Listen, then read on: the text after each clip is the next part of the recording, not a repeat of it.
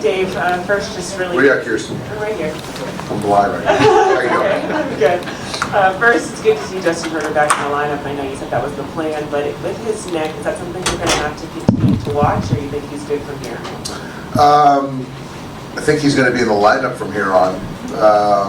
It's one of those things that it's probably going to be there, but each day it's the soreness has subsided, the range of motion has increased, so he's good to go. Can I get a front, Claudia? Hey Dave, how do you like Alex Garcia? What do you like about him? Could you describe him, how he's on the mound? Alex has shown a lot of growth this year, a lot of poise.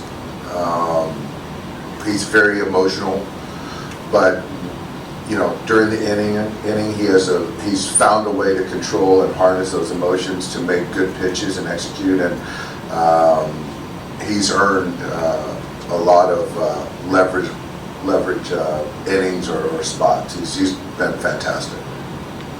Next question for Dave. Way back, Bill. Way back. As you sit here this morning, I know plans can change, but as we're sitting today, who starts tomorrow and who starts Game 5? The plan is for Julio to start Game 4, and we'll see about Game 5. Our focus is today. Next question. Okay, we're going to go with Bill Plunk in the back of the bill. Just to follow up on that, Dave, is that because of your conversations with him and he feels fine? Why did you decide between last night? I talked to Julio, came in, played catch, worked out, had a great conversation with him, and he feels great physically, mentally, all that stuff. Far right, Zach. Back. Any explanation how you absolutely own the Braves at home over these last few years? No. I hope the trend continues. I don't.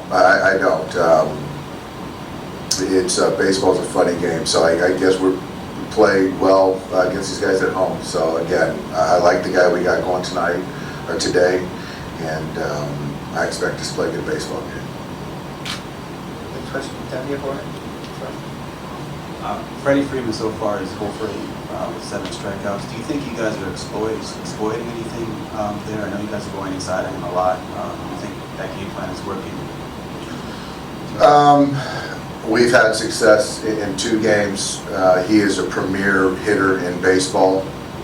Hand and miss doesn't really affect him. You have to make pitches, and there's some room inside, but you still have to sequence. You still have to change eye levels, front to back them. You just can't keep going to the same zone, because if you do, your margin for error really shrinks. So I've got a lot of respect for him as a hitter, and we got to continue to keep our eye on him, because he can wake up, and when he does, it's not good. Straight in the back, Alvin. Hey Dave, what have you learned, I guess, just from all your years being in a situation like this, about pitchers making the start, pitchers in the start after they came back on short rest, like somebody like Walker Buehler? Is there anything that you need to monitor there? Can that be more taxing than making the initial start on short rest, or is that mitigated by him having an extra day of rest? I think the latter. I think that every pitcher is different, clearly. The situation, how much they were exerted in a particular start, and on that short rest, and the days following the recovery. So with Walker, what he did that last start, the extra day, we feel very good. We've monitored him and talked to him, and have all assurance and confidence that he's a full go. Next question. Board here, back in front. How much of a factor do you think shadows can play later on in the game? And do you manage any differently based on that? I don't manage any differently, but I think that I do, you know, it's going to be kind of the middle innings. I think that's when they'll kind of start to be a factor. So Certainly, it'd be nice to have a lead when they start to creep in, because it does make it a little bit more difficult. But regardless, when they arrive, which they will, you still got to take good at bats and still try to score runs and prevent runs. Anything else, Doc?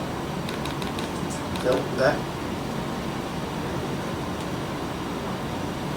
Just to follow up on that, Dave, since you always, if you watch on TV, you hear about the shadows.